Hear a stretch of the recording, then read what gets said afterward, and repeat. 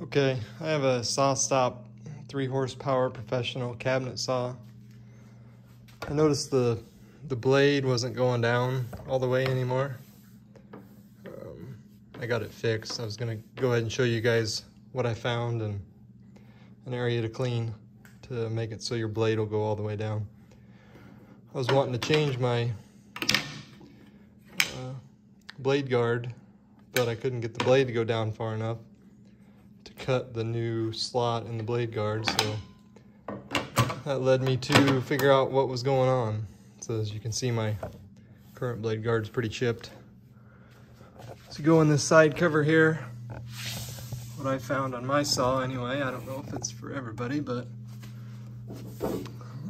sawdust was getting packed in this little opening. So I went ahead and just blew that opening out, cleaned it as good as I could, and now my blade will go all the way down. You can see it's getting to that stop there. Rubber stopper. It's all the farther you want it to go down. You start going down further than that, it starts torquing the blade and, well, not torquing the blade, torquing the housing.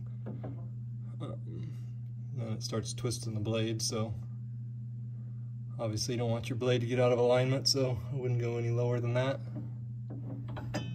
Anyway, thought I'd help somebody else out trying to figure out why their blade's not going down all the way.